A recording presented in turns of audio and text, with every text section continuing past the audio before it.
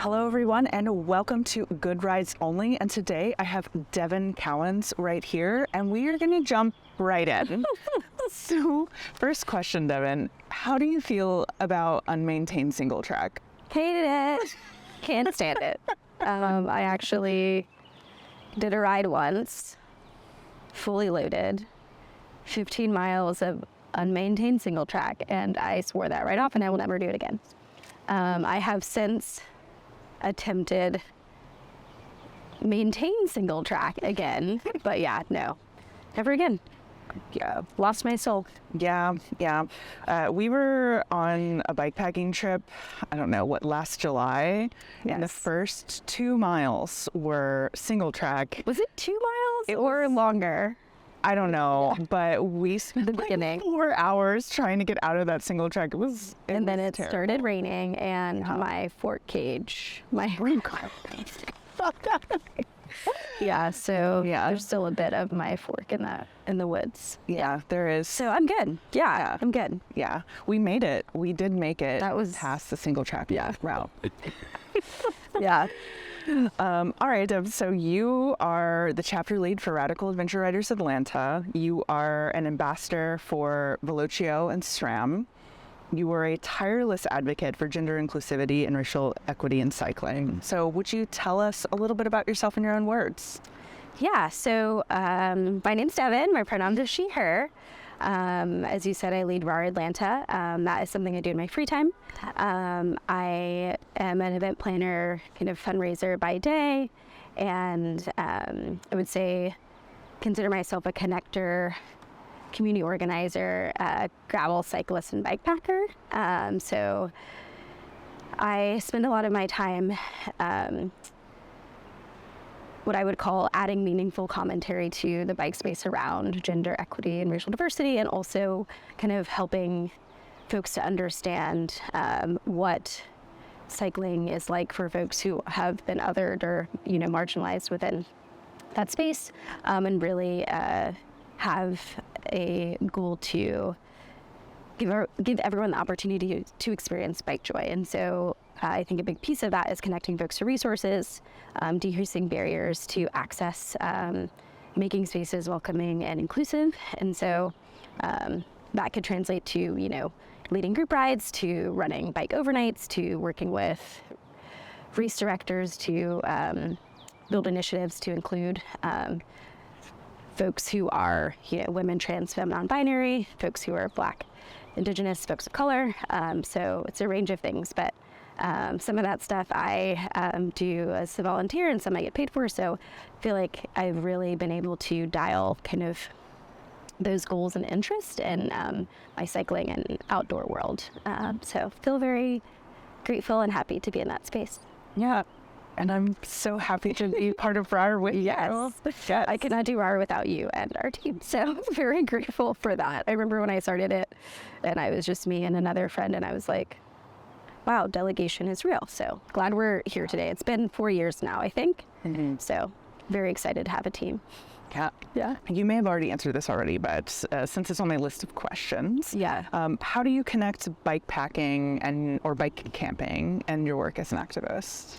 Yeah, I think that everyone is entitled to bike joy. Bike packing, bike camping started for me as a space where I was kind of craving community, looking for other folks to ride with, within a courageous space, I will call it. And once I did it, I was like, damn, this is a thing I want to do with other people. And I feel like it was so fun. I want to do it again.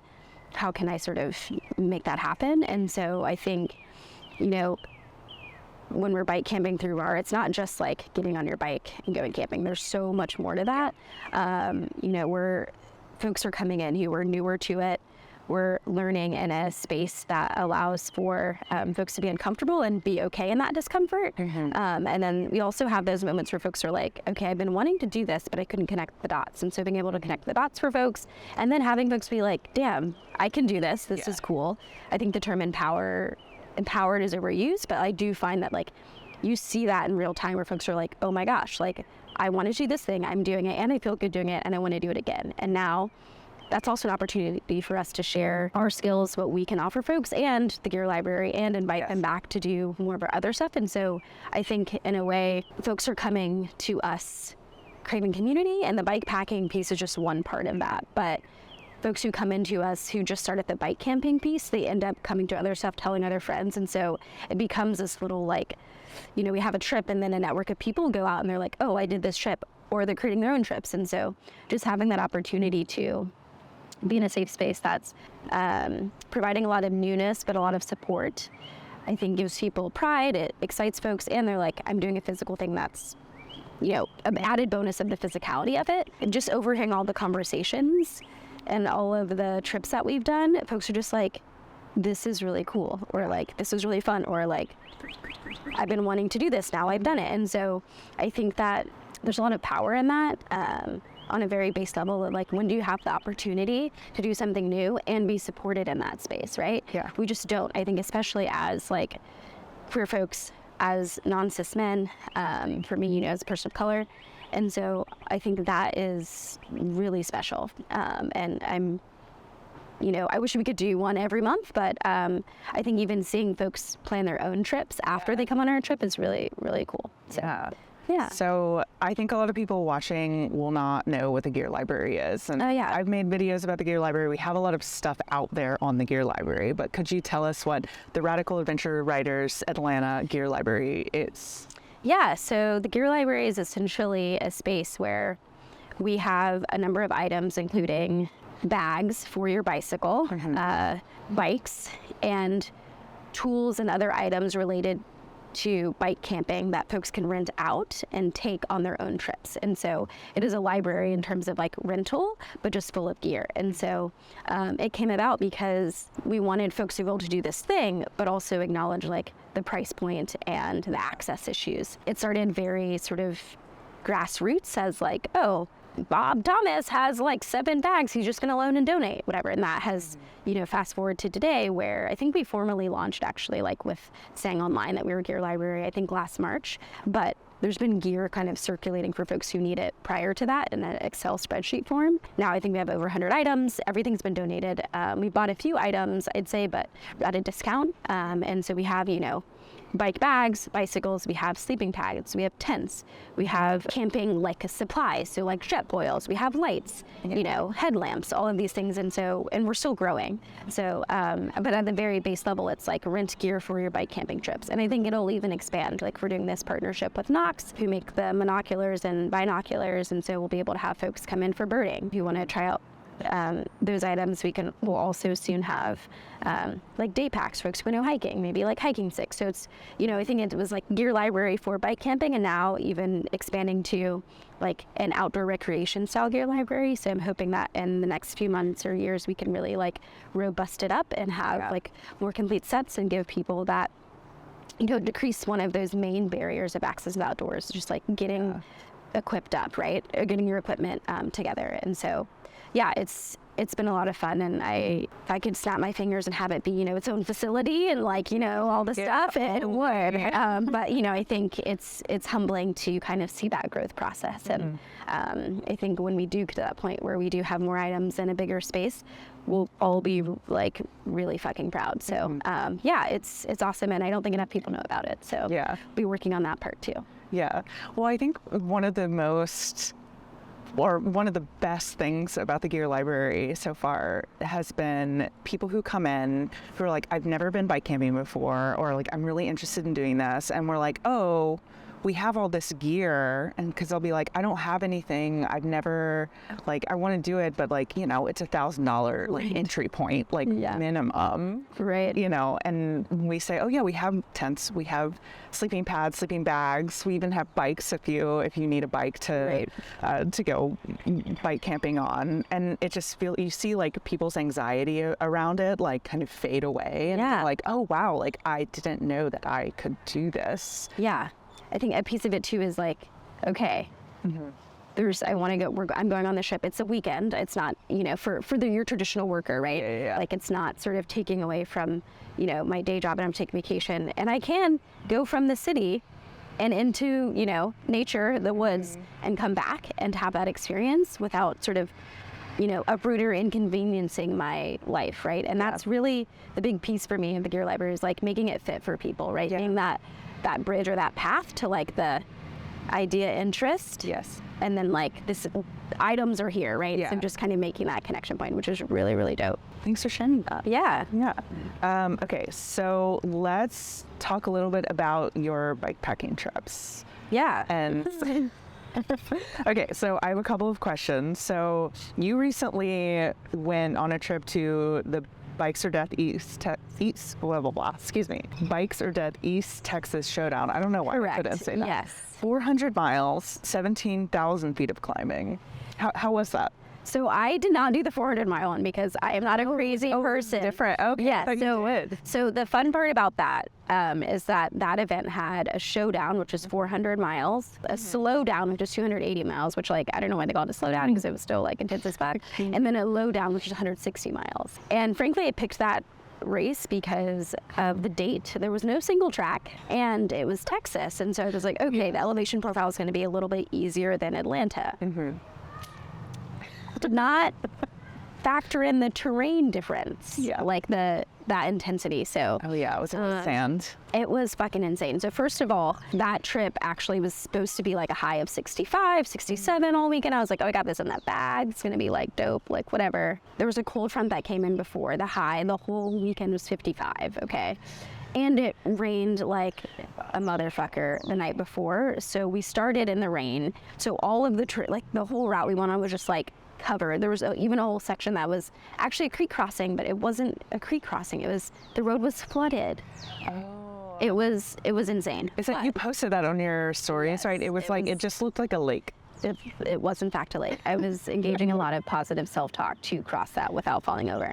And for all creek crossings, I take my shoes off, put on my Chacos, so I was fine there. But it was insane. I also decided I wanted to challenge myself in a different way for 2023, just on the mental, personal level. Yeah. And this ride, like, it did exactly that. And now I'm like, oh, I could do ultras. In hindsight, I had way too much stuff, just weight on my bike. I actually used most of the items in my bag, minus the 3 fuel canisters I had for no reason. But it was awesome. I mean, I cried twice, and I actually camped and slept. So did you camp with other people and like groups of people, or did you camp by yourself, like in the middle of the woods? I camped. There were like dedicated campsites. Also, this is a route that wasn't super remote, so the nice part was there are a lot of refuel stops. There's a ton of like Dollar Generals, Family Dollars, family restaurants, all types of stuff. So it wasn't like I had to carry a ton of my own food. I did carry a ton of my own food because I was like, just in case. And it is nice to kind of like, if you're feeling in the zone and flow, you can just feed yourself without having to stop and get off the bike. But I did 91 miles the first day, 75 the second day, and then 121 the third day. And I have not done that many miles on the bike continuous with that amount of weight. So that was really cool just to like see myself do that. And now I'm like, have ideas for shaving tons of pounds off my bike. I think with my bike and the water and food, I was probably carrying 75 pounds. So never want to do that again, but really happy with how I dialed my food and my clothing. And I feel like now like a seed has been planted, which I formerly was like, I would never do an ultra. And I'm like, like what's next? Like, what other ultras are happening? And it was fun to go to Texas. I'm from there originally. And the community there is really, really cool. There are a lot of folks in town from like Austin and Houston. But there's a lot of stuff in the Southeast that is really accessible that I want to do. One big difference I actually noted recently was that there was no wildlife there, which is amazing. Whereas like here, there were a lot of dogs, but like in Florida, for example, which is where I'm looking for my next one in October, full of wildlife. Like a section goes through like the Everglades, and I'm like, okay, so I'm probably fucked. So I need to do some training in that regard, but it was an awesome first one to do. The terrain was like mud, sand, dirt, and even like some of the hard packed sand still had like grooves and bumps in it because it had like dried with like divots.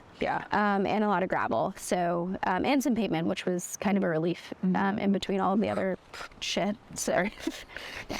Like a fly blew right into my nose. But yeah, it was a good time. I feel really proud of myself for doing it and finishing in 3 days. And most folks raced it, but I was just like trying to like, you know, set my own bar. Totally. So it was great. Proud of you. Thank you. I felt really strong, and you know, I'm like almost 37, and just like to feel that strong and that fit with all that shit, and like just to be in a new area and all of the newness. I was like, you know, I felt like I hit rock bottom and came back up. Like I was like, oh, this was hard. I was pushing through some knee pain from like a fit issue that happened after mile 55, and Damn. I'm just like, wow, you did that. And I'm like, oh, I could do anything except maybe like, you know, push out a baby, but like otherwise, like I'm pretty good. So not pregnant. I'm just I think that sounds hard to do. Yeah, But I am terrible. probably, yeah. So what bike did you ride, and what is there any notable gear that you carried that you just like really liked? Yeah, so I rode a built-up Salsa Fargo, so an extra small like Fargo frame from like, I think it's like 2021 frame or something, that a friend put together. Two things that I think were really big for me. One, flat bar. I think flat bar gravel for me is just the way to go. Like I'm 5 feet tall, love having that control sitting over the dashboard, which is really big. I think for a long time I thought the drop bar was the way to go, but I feel too low to the ground. So that was a game changer. I'm really happy with that. And I really lean into my my vest, my like running cycling vest. It's a great way to like just keep me drinking water in a more like natural kind of consistent way. Also has really good pockets. And I'm realizing that sometimes like in those like deep hard moments, music has been really helpful. So I've got these really great like headphones, the bone induction ones that allow me to be able to like hear other stuff. And that was like, I mean, Beyonce's Renaissance album on repeat during some of those like really low points. Yeah.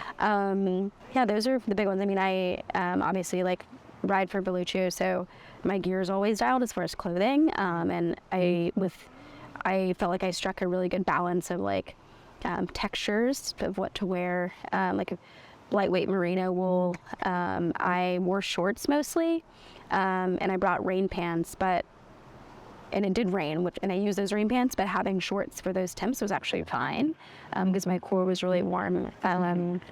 So yeah, I was like felt very dialed on the clothing bit. But yeah, music, the vest with the water is good, and flat bar.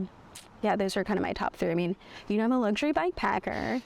Did not have any luxury this time, minus the fuel canisters, because I was like, oh, I'm gonna have drink really nice coffee every day. Nope, that was really dumb. I'm just like, why the weight? But at least they're not that heavy. Yeah, it could have been a lot worse. But yeah, like the right amount of socks, right amount of underwear. I mean, I had all that together.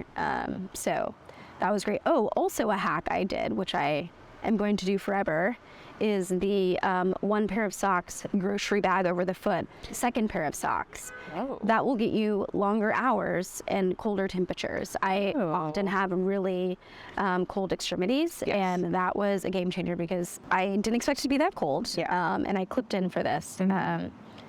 I like clipping in, unless it's a leisure ride, I think.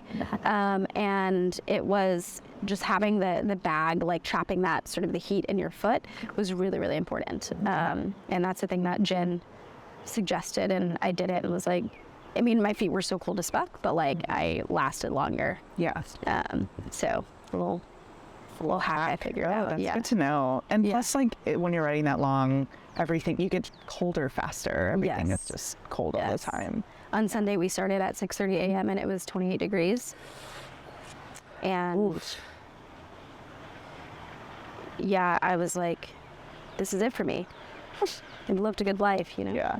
But anyway, so yeah, lots of emotions. I'm really glad I did it, and I would do that event again, and try and like maybe like race it and whatever. But you know, I had like saddlebags and like a rack and all of that, and those were kind of, I used everything in that, you know. But I think if I was going faster and trying to race it, I would just cut that stuff in half. So yeah, it's a good time. Memories never made. And then I had a cheeseburger when I got back, and I was like, oh, but it was the most incredible cheeseburger. It was so good. Oh my God. Thanks for sharing that. Yeah. It sounds amazing. I'll be writing about it later. Okay, next question. So you and I have known each other for a while. Yeah. We've known each other for like almost 4 years. 4 years now. Yeah, that's Yeah. crazy. We've gone on at least a dozen bikepacking trips together. Yes. Some of them have been wonderful. Some of them have been They've all type been 2 wonderful. fun. What are you talking about? Just kidding. Yeah. Well, a handful of them have been a little bit of type 2 fun. So what's the most memorable trip that you and I have done together? Oh my God. I would probably say maybe South Carolina, actually. Maybe. Yoga? Yeah. Okay. Oh, actually, well, no, I say South Carolina because there were like highs and lows. I feel like starting with that single track, which we kind of touched on, that was a motherfucker. Yeah. It was very hot, and then I feel like we were like really like hiking a bike for sections too, because that trip started because we wanted to go to waterfalls. Yes. Remember that? Yeah. And so I feel like there was a lot of hike a bike that I just was like not Nobody, a fan of, and we were nobody just told like, us about the hike. yeah. But you know, from the waterfall and like swimming to like our, you know, gourmet cocktail in the woods to you know, our mussels and our yurt, that one just felt like there were so many high points, and I did feel like there was so much great scenery there. Like, Yeah. I do find that Georgia's like biodiversity is next level, and I feel like South Carolina was like, oh shit, like Yeah. they had a lot of just, even from like the butterflies to the plant life to the trees, like that was really surprising. And then we like pulled into town and we were so tired, and we saw that like scene out of like a 1970s film where it was like the grocery store at the bank, and like everything was like like I the same, forgot and we about got ice cream. I was like, this is amazing. And then we decided to book that yurt. That was So for some context, yeah. Devin and I and our friend Sarah, who is also on the leadership team for RAR, we decided to do what it was 80-mile loop around. It's called the Choga River Ramble. It's a route on bikepacking.com. And so like Devin said, we wanted to go see some waterfalls. We did see waterfalls, but it was like July 5th. It was super hot. So sticky. It was so gross. Oh yeah. And then you had like a grapefruit radler, and I was like, wait, who had that? It was like an IP. Oh my God. I was like, this is disgusting, but also I need it. And Sarah I like drink anyway. And then Sarah brought an entire bottle of mezcal. Right. And then you had like, we got our little whiskey like packet. Oh my God. Yeah, we bought So much beer because you're like the tallest, so you had the most clearance in the front of your bag, and we were like, put all the beer in Hannah's bag. That was so brought funny. like a tall Because you bag had of your beer. salsa, your cut, right? Yeah, That was yeah, nice. Yeah. Oh my God. Wait. Do you remember the last day where that tree was like falling down and we were like weaving through? That was fucking bullshit. That was. God. And it was kind of muddy. So that was single track, slightly maintained. I just had like a flashback. Yeah, of it that. was, it was definitely not maintained because it like the last, I don't know, 7 miles or so were just like unmaintained. yeah. Like a storm had gone through, and That's what it trees was. fell everywhere. Yes. And Forgot about that. we were literally hauling our We were hiking a bike too. We were hike-a-biking, Yeah. and hauling our bikes over trees. Also, too, I feel like was that the trip where you like tried to get a video and it just you like grunting and like the camera's going in? I'm like, Yes. we were like, oh shit, that was really hard. Yeah. But fun. We should do another one soon. I agree. I want to do another one of those. Also, one of the things too, like with RAR, which is like really exciting, but also a thing is like, you know, a lot of our stuff is like for folks who are near to bike camping, so we can't go as many miles. So it's nice to have a little bit more of like just a trip we can kind of disconnect on a little bit better than like our leadership rides. Yeah. So that's really fun. Okay. All right. The last section of this interview is rapid fire questions. Oh, my favorite. Cool. Yeah. These are like yes or no, or like one of two answers. Yeah. Okay. Are you ready? I'm ready. Okay. Flat bars or drops? No drops, 100%. Even on gravel? All the fucking time. Okay. Drops on a crit race, but otherwise flat bar, yes. Okay. Yeah. Okay. All right. Single track or gravel? Gravel. Duh. Clipless or flats? Clipless. Okay. Pizza or wings? Oh, God. Depends on the wing. I mean, I like to say wing if like the wings are good every time. Yeah. Okay. Wings. Same. I would use that too. Tropical beach or mountain lake? Oh, shoot. These are supposed to be fast, like quick answers first to mind. Oh my God. Oh. Mountain Lake. Gosh. hard-hitting questions right here. Really hard. Coffee or tea? Coffee all day long. All day. Would you rather run a marathon or bike a century? Bike a century. We've biked a century together. Yes, we have. That was also a time. That was... Had that burrito. Oh, my God. Oh, my God. I was hungover when I can't believe you did that. Oh, my God. We... And then we stopped at like mile 70 and I was like, how are you feeling? You were like, pretty wrecked. And you were like, how are you? I'm like, I'm amazing. Yeah, I was you like, oh God. Such good shape. So good. I was hungover and had not trained. Will not do that again. To be fair, I have biked a cinder. I have not run a marathon yet. So yet, I think I could do a half, but I don't know. Running is just so different. We're going to run a half marathon in the fall. If I was 10K. Well, let's discuss offline. I thought we agreed to this already. TBD. Do you believe in ghosts? Yes. Would you rather race the TNGA? And for those of you who do not know what it is, it's the Trans-North Georgia, and it's like a 400-mile race across the north part of Georgia. Would you rather race the TNGA or the Great Divide? You know, Sam told me to do TNGA, and I feel like Georgia's close to my heart. And also, Southeast is underrated. So I think I would do that. I mean, the Tour Divide is really cool. Folks have done it, but I don't have the same connection to the land there as I do here. Yeah. Yeah. I feel like I might try the TNGA this year. This year? Maybe. Bro, what? Just do the first 200 miles, from... What is it, from Helen to Mulberry? Yeah, okay. Let's make a plan. You want to do it? Yeah. In a weekend? Yeah. You heard it here first. Tell Sam. Okay. Maybe Sam will join us. Oh, yeah. She's fucking badass. Yeah. Last book you read? Oh. What did I just finish? All About Love by Bell Hooks. Ooh. The last one I completed. I'm reading 4 books right now. Yeah. Ooh, that's a good one. Yeah. Last podcast you listened to? Ooh, On Being by Krista Tippett. Oh, I don't know that one. Oh, Change Your Life. Okay. Yeah, no, she interviewed Adrienne Marie Brown.